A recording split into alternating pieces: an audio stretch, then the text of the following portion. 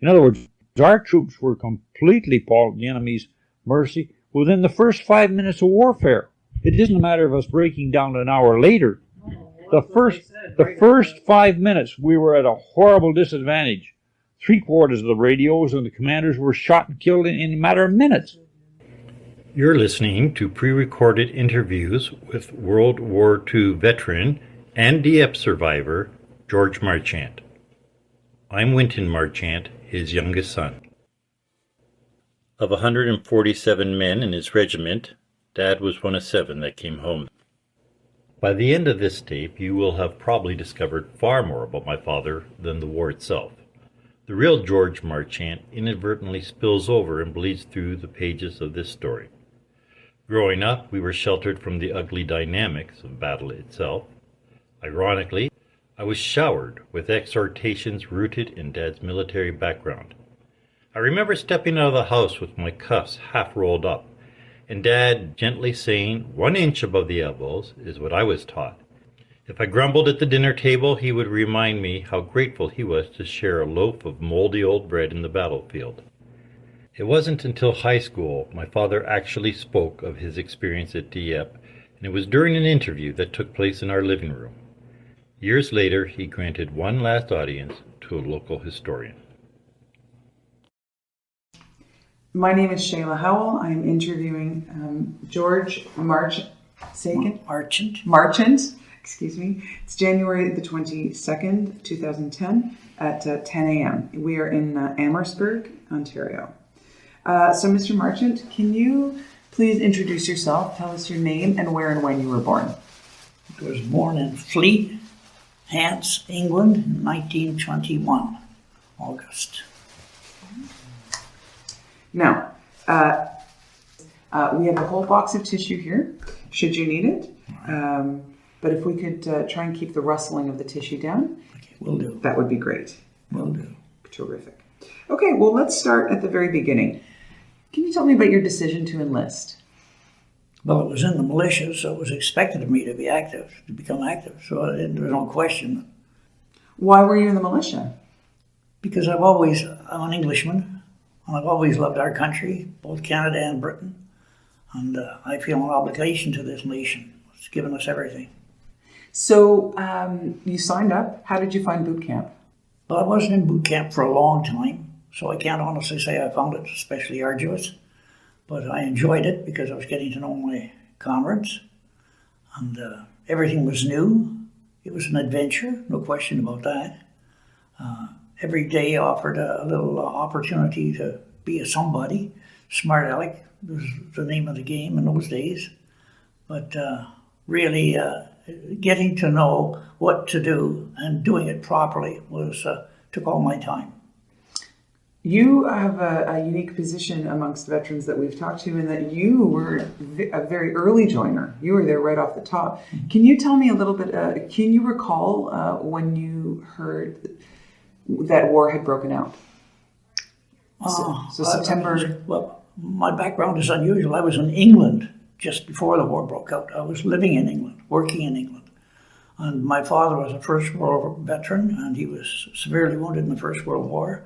And when he found out, or determined, I should say, that the Second World War was about to take place, he said, we go back to Canada. We'd come from Canada, so we returned to Canada about a year before the war actually broke out. But in England in those days, they were building air raid shelters. They were putting up, giving sandbags and water pails to put in our homes. It was obvious that there was going to be an outbreak of hostility. So my dad determined at that point that he didn't want his family exposed to that, so we returned to Canada. I was only back about a year when the war became active, and I signed on, as I say, and went back to England, and now in a Canadian uniform. What was your father's response to that? Even though he had moved your whole family to avoid it, you went back? Well, my mother was extremely ill, and I was her only son, 4 girls, I was the only boy. My mother didn't want me to join, obviously, it was her pride and joy. And but my father sided with me because he himself understood the call, the thirst to serve. And so he wasn't opposed to it. Anyway, my mother was heartbroken. So you are in basic training, and can you describe, for a very short time, can you describe the feel at that time amongst the men you were training with before you were sent overseas? What particular feeling are you reaching for? Anything. No, I think it was to every one of us. I think at that point in time it was just an adventure because we hadn't been introduced to the hostility, to the ugliness of war, to the nastiness of it. So we didn't have any personal grudge to air at that point in time. But we knew that eventually, if we didn't do something to deter this man Hitler, that we'd all be serving at his heel. And I sure didn't want any part of that. Okay, so take me through your story from then on. Well, my father was a Dr. Bernardo homeboy from England, and enlisted, went back in the First World War and served Sergeant Major and was badly wounded. He died of war wounds eventually, but he understood the terror of war and how much more it would be.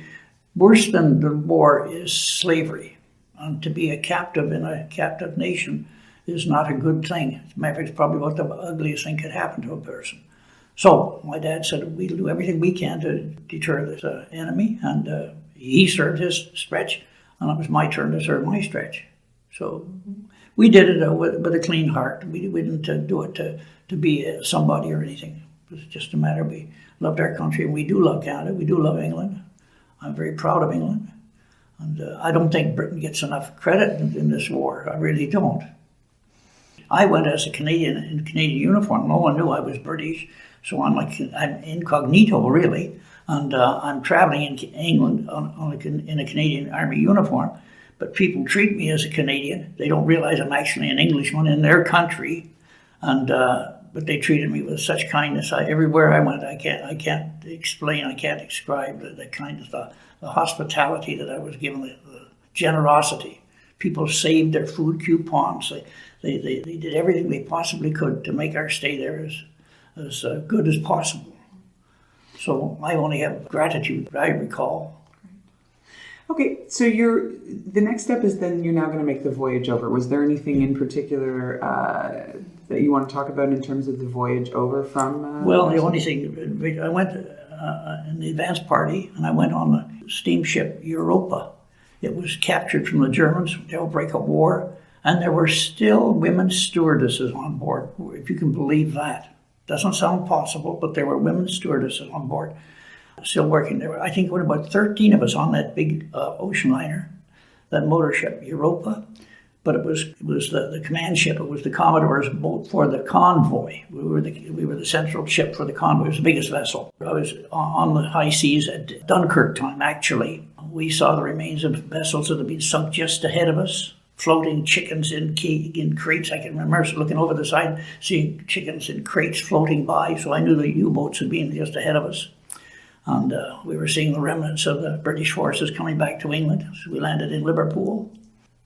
But they were terrifying days in some ways, and yet there were days of hope.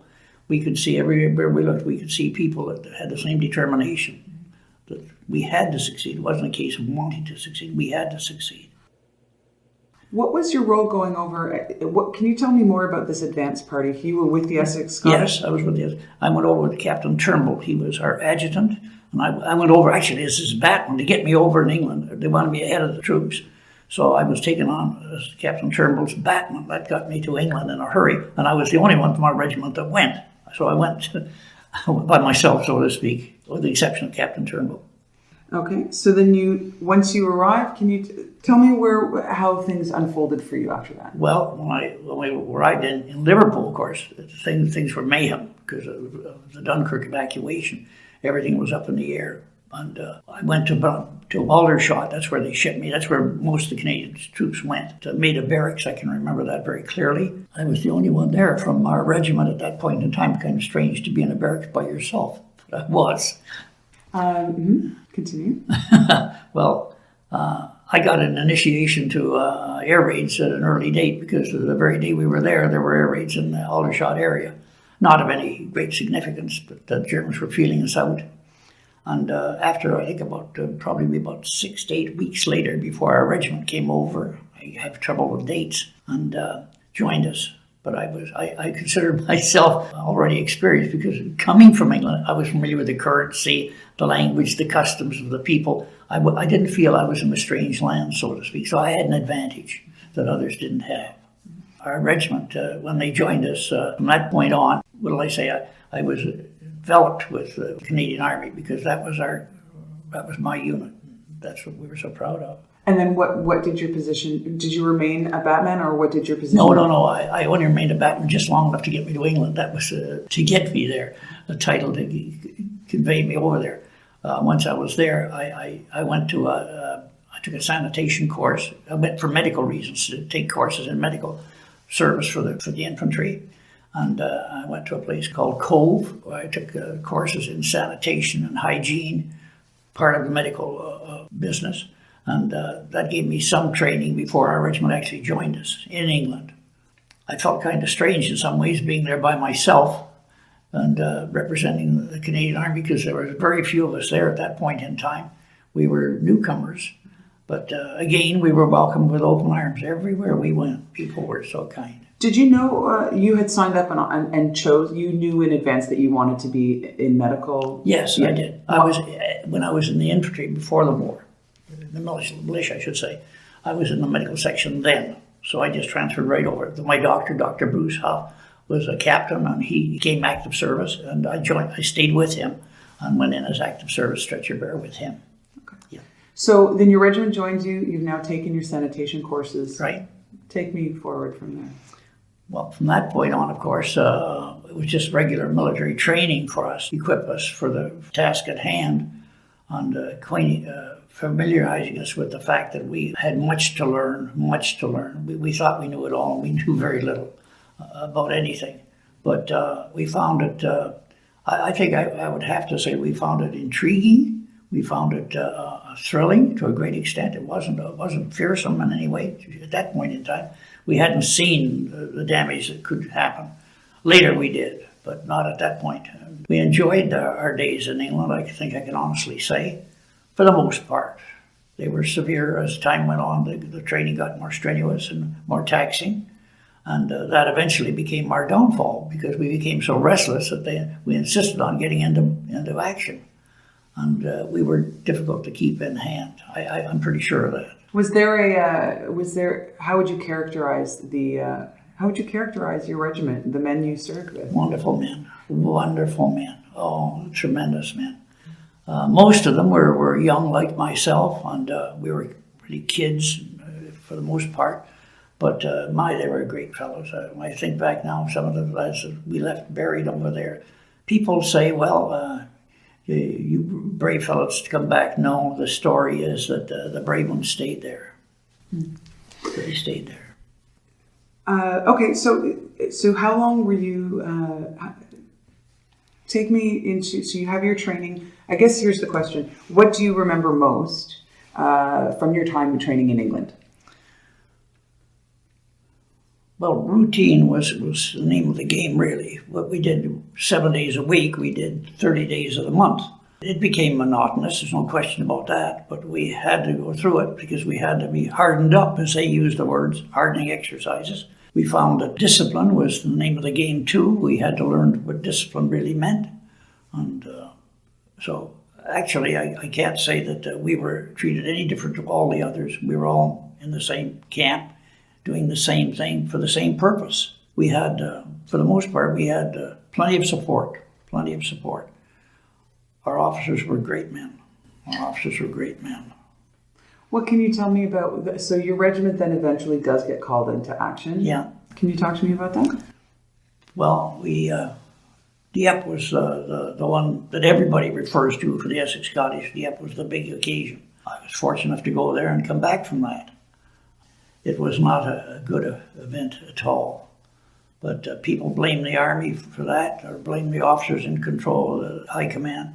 I don't. I think what happened at Dieppe was unavoidable. Hindsight is easy to come by, and it's easy to find fault when things are all over. But certainly we made mistakes. Everybody made mistakes. but it tested us as men, as troops, and we fulfilled our obligation to the best we could under horrendous conditions. I myself was given the MM for being there, and it was the most inappropriate thing as far as I'm concerned, because as I say to people, the people that deserve the medals, the people that deserve the awards, are the ones that don't get it, because they're obviously, just stop and think about it, they're the ones that paid the ultimate price, so they're the ones that stayed behind forever. But we had a tremendous, a horrible experience, but it was unavoidable. I think it had to be. And part of it was our own fault. We were restless, we were agitated, and we wanted to get into action. I think High Command put us there for one reason, well, for several reasons, of course, but for one reason, to give us a chance to stretch our wings, because we were restless, we were determined we wanted to do something worthwhile, and so they gave us an opportunity. What can you tell me about how you were prepared for Dieppe? Well, I was prepared probably a little less than most of the troops, because I was on a special course when the training at the Isle of Wight took place. And I joined the regiment just shortly before they went to Dieppe properly. And I was devoid of the training that the chaps on the Isle of Wight had. I went over on a tank landing craft, TLC-13. I remember the number exceedingly clearly, because I went aboard and one of the chaps looked at me and he yelled at me from a troop ship nearby. And he looked down on us in this little tank craft, and he said, "You're not coming back, Marchant." And I said, "Why did you say that?" He said, "Look at the number on your ship." Well, I couldn't. I was inside this boat, and I was TLC-13. And they said, "You're in 13. You're never going to make it." Unfortunately, I was the only one that did come back.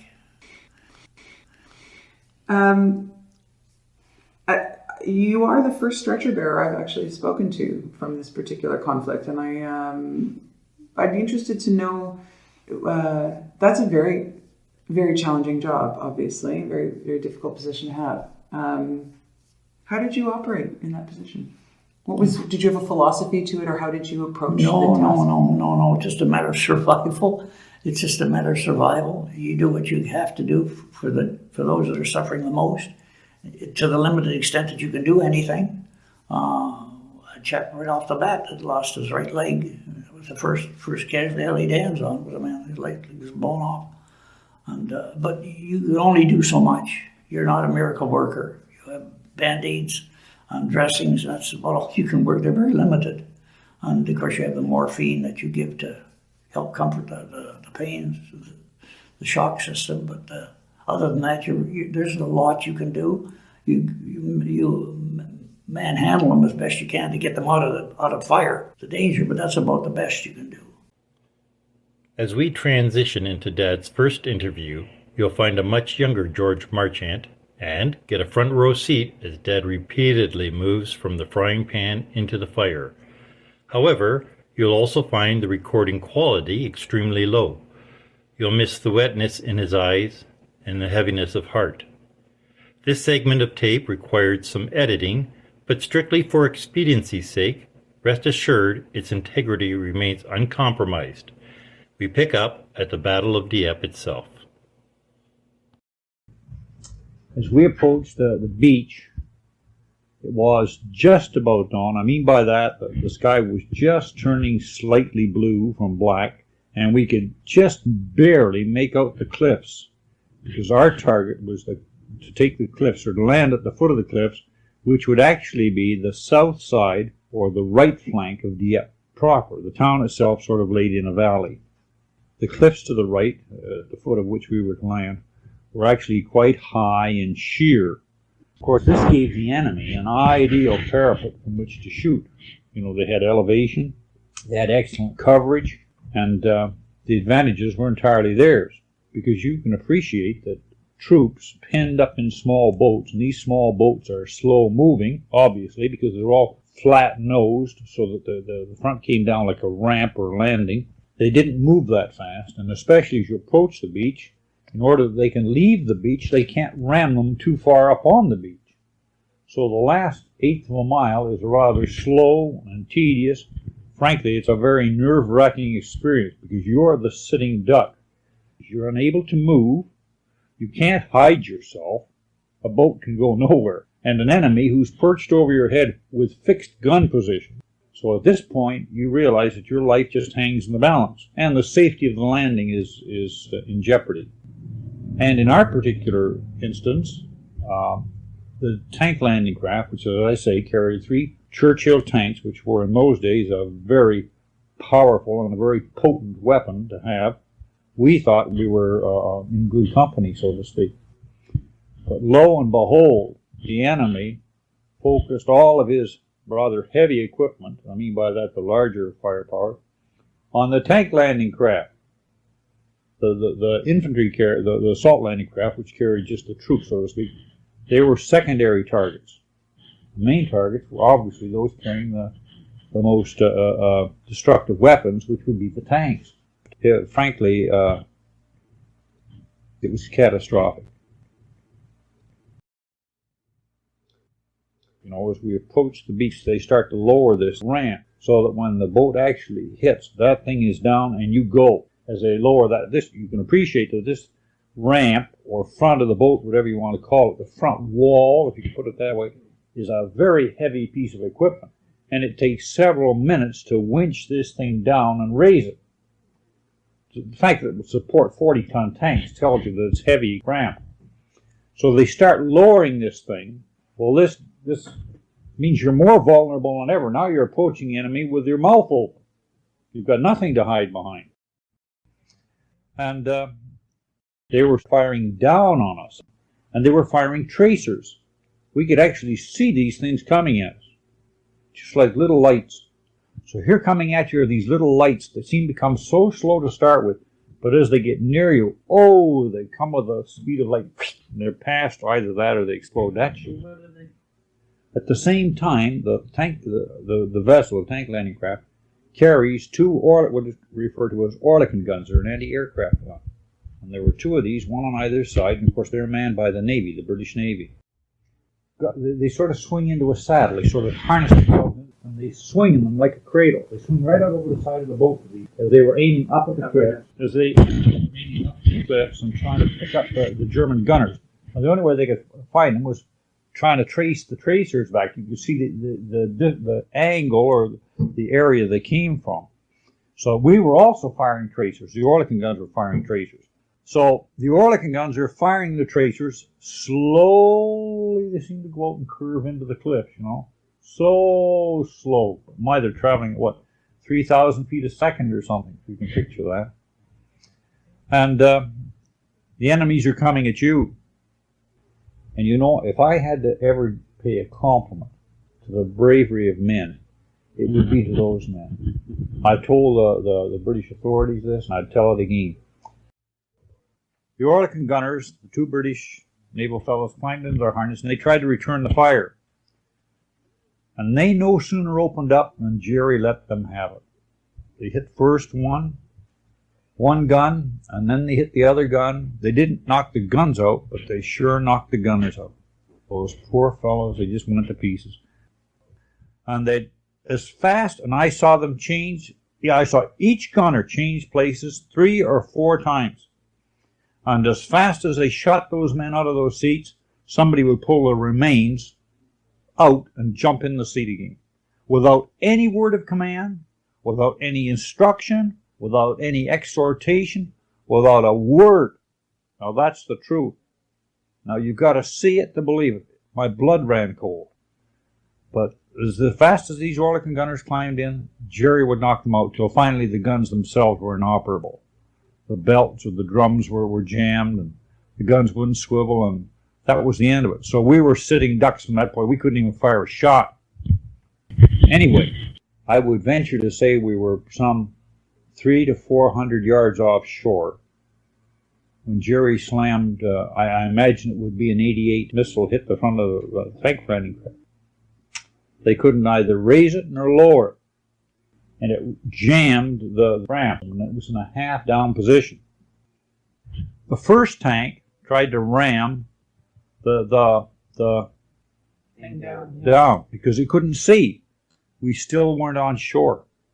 We were possibly 100 feet out, 200 feet out, and that first tank went off over its head. The boat ran right over the tank, drowned everybody in it. We could hear it scraping on the bottom, guys screaming. Couldn't do a thing. The second tank went off because they can hardly see it. You can appreciate it. Tank driver is driving with a little slot. All he can see is directly ahead at that close a range. He sees the first tank go. He doesn't know. He moves his tank out. And of course, they're all what they call waterproof. The tanks had long snorkels. Exhaust pipes were piped up into the air about 8 feet so they could go through the water, you see, for the first maybe 50 feet. The second tank went off. That tank got just started to move through the water, and Jerry, I don't know what he hit it with, but the top of that tank, all that was sticking out of the water was about this much of the tank. And the thing just spun around. You just think it was a roller spinning like this. You wouldn't believe it. An eerie thing to see. This huge, maybe 10-ton turret spinning like it had some magical wand on it. The third tank went off, dragging the Jeep, and it too went in water too deep for itself.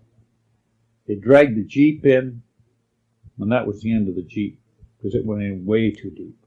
The tank creeped forward, got just up onto the beach, and something slammed into it again. I imagine it was another 88. And the track flew off on the one side, and the tank just shuddered to a standstill, and it was done. Never moved again, caught fire. And that was the end of that tank. So there were our 3 tanks before anybody had even got a foot on the shore. Gone. The Jeep gone. The Oregon gunners gone. No way were we going to lift that ramp again. It was rammed down, and we knew we'd never get off. Troops at that point deployed. Those that weren't, many of them were injured, of course, right on the. My job was to help dress the fellows that were wounded right there on the boat. A bloody mess. Nobody thought anybody would ever get out of it. They brought in, the sailors, the British Navy, and I have to give them the highest praise. They brought a small launch. Brought it right alongside of our boat, as close in as they could get her. We transferred as many of the wounded as we could move, and then finally they took us off. From that point, they took us to the British destroyer Glowworm. Now, the British had 2 destroyers. Their job was to try and pinpoint enemy positions and remove them.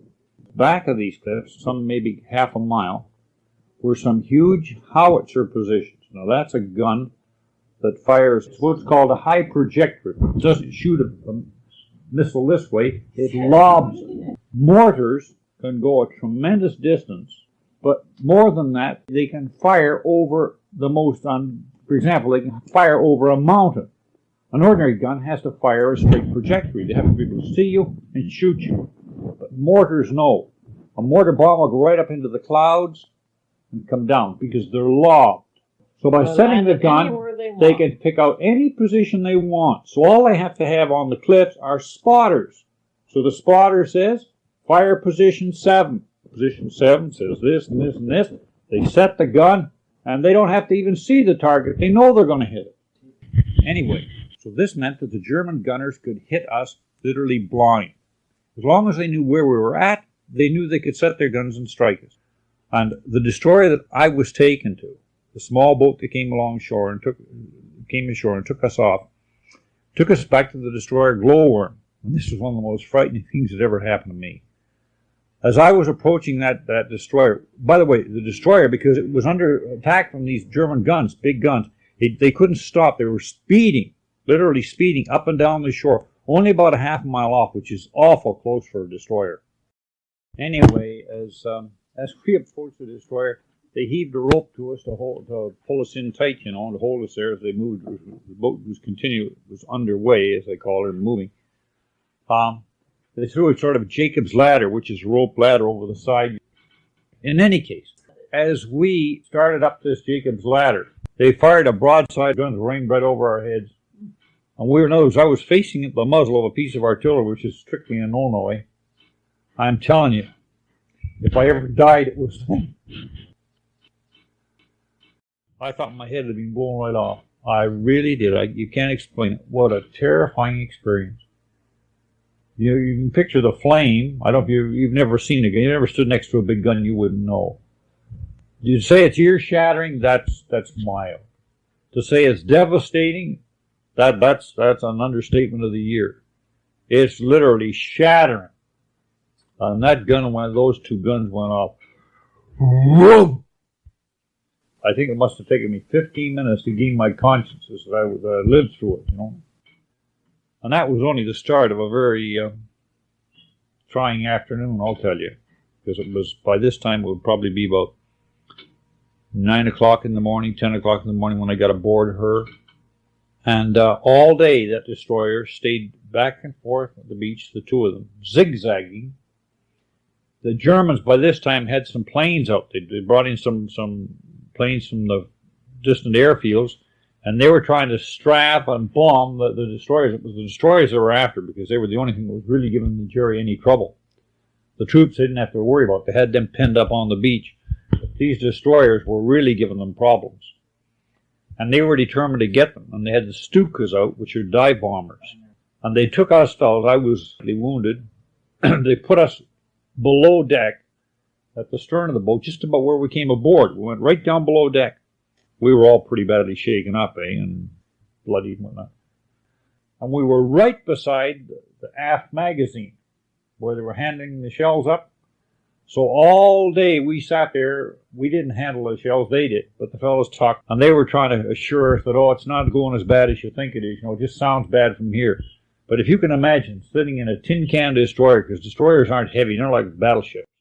And any old minute we were expecting the whole thing to go up in smoke. And sometimes those bombs from Jerry were so close that whole boat would just literally shake itself to pieces. You just feel the boat just literally like this. Any old second, everybody, those troops, those sailors, I tell you, they've got nerves of steel, those guys. They joke about the most, frankly, ungodly things to joke about at a time like that. Those officers talk about gentlemen. They leave, they come back and they talk to us, offer us a cigarette. Have a cup of tea, fellas, you know. Take it easy. We've got the situation in hand. Leave this part of the war to us, you know, and so on. Trying to reassure us. Man, they were the most fantastic allies. Despite the shrapnel to his leg, my father did return to the deck of the Glowworm for a spell. There he witnessed the ongoing Battle of Dieppe. For our family, this interview seemed to be a turning point, and afterwards Dad would selectively share his past when times were appropriate. We return to our opening interview as this recording draws to a close. What lessons did you as a person or your unit take from Dieppe? Life is brief. Life is very brief. And we don't know what a day brings forth, that's for sure. Having the privilege, and it was a privilege, we didn't realize it at the time, but having the privilege of being in a position of, what will I say, influencing the course of the war to whatever small extent each soldier offers himself, I think is a tremendous opportunity, and it's an honor. We don't all live up to it. I know I didn't. I fell short in a million ways. And if I had to do over again, I pray I would do much better. But I did my best at that time. It wasn't very much, but you couldn't do very much. You're only one single person with thousands of men offering themselves. Every man is offering himself as a sacrifice and hoping to survive, of course. Each man believes it's the other man that's going to get the ultimate prizes. But do you think that's true, that you didn't do very much? It seems to me that everyone did a whole lot. Well, I don't really understand why you feel that way, and I really mean that. Because what we did to survive. And everybody will do what they have to do to survive. I mean, if your home was on fire today, I'm very certain you sitting at this desk right now would offer yourself to protect your family, your children, and nobody would write up a big article about, oh, Mrs. So-and-so offered her life for her children. They would just say she did what she should have done. She protected her family. It was basically the same thing on a larger scale. We each did what we thought we should do or had to do with the limited facilities we had to do it. Which actually was still a whole lot. That's all I'm saying. I agree, but it is a whole lot. Well, if I think of those that wouldn't offer to defend the country, then I say yes to your question, your comment. I would say yes, you're right, because those of us that did we did something. That's true. We did do something, and we did it without force. So, but on a whole, I think what we did mostly for self-gratification to survive, and that was for my family. And everybody's family was at stake. The country was at stake. That's what our people here don't seem to understand. It wasn't just something in England. It wasn't just something in Europe. It was a world calamity that was taking place. Very much so. Post Dieppe, take me forward after Dieppe. What happened next for you? Well, my regiment, the Essex Scottish, of course, along with several others, was devastated.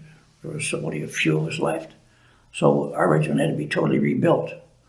So for me, it was a new adventure all over again, starting off with another group of men, getting to know them, becoming familiar with positions of authority, rank, and so on and so forth.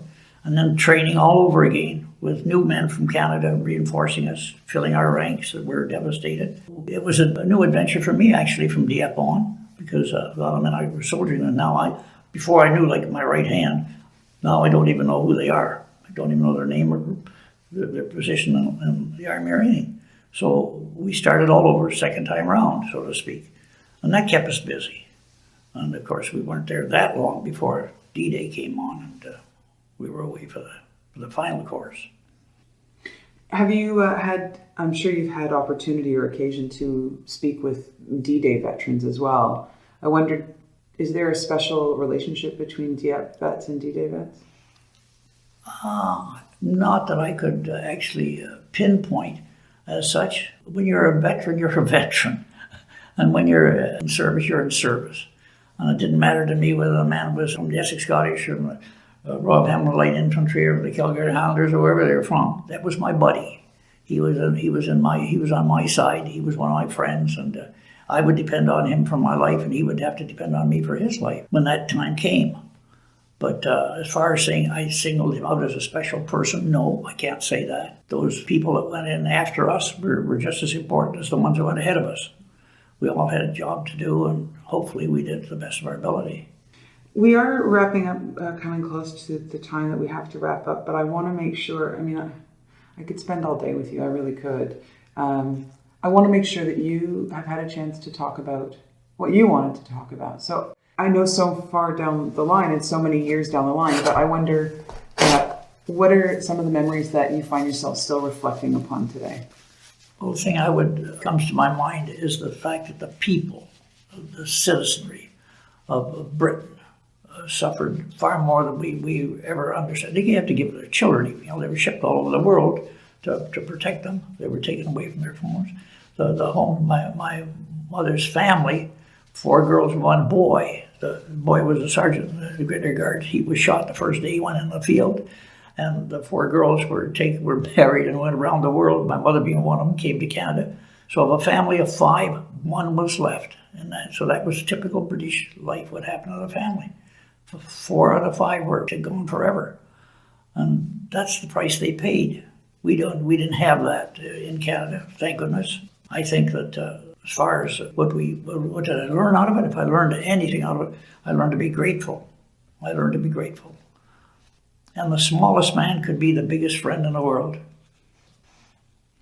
I had a man soldier with me. He weighed 98 pounds, and he was a little torn of dynamite. They couldn't get him to work with anybody. He had a bad temper, but he worked for me. They gave him to me as one of my men, and I accepted him gladly because I know his heart.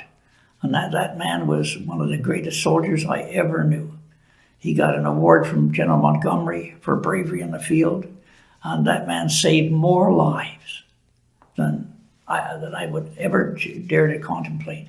He was a remarkable man, and yet, if you were to meet that man on the street, you wouldn't tip your hat to him.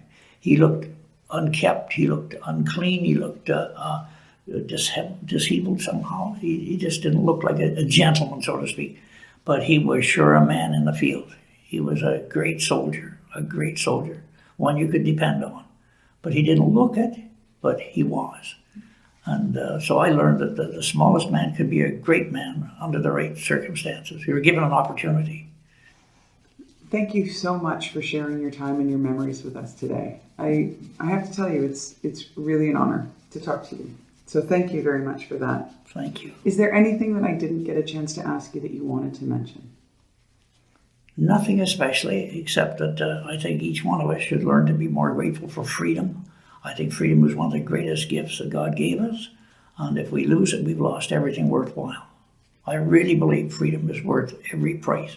And I know it takes the lives to protect it or to extend it. But yes, I learned to be grateful for the freedom that we have.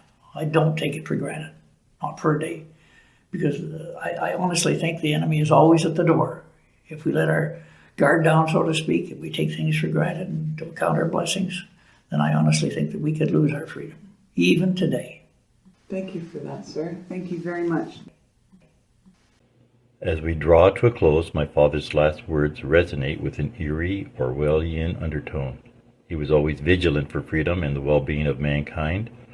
Dad could never comprehend the apathy of silence, and in the shadow of recent global events, I know my father would be alarmed as our government created hotlines and Canadians were fined $5,000 a day for simply visiting their cottage property, being arrested for the crime of having your mother over for Christmas dinner, pastors hauled away in handcuffs and placed in solitary confinement for holding a church service. So I simply leave you with the words my father wanted to share. I think freedom is one of the greatest gifts that God gave us. And if we lose it, we've lost everything worthwhile. I really believe freedom is worth every price. And I know it takes the lives to protect it or to extend it. But yes, I learned to be grateful for the freedom that we have. I don't take it for granted, not for a day. Because I honestly think the enemy is always at the door. If we let our guard down, so to speak, if we take things for granted and don't count our blessings, then I honestly think that we could lose our freedom, even today.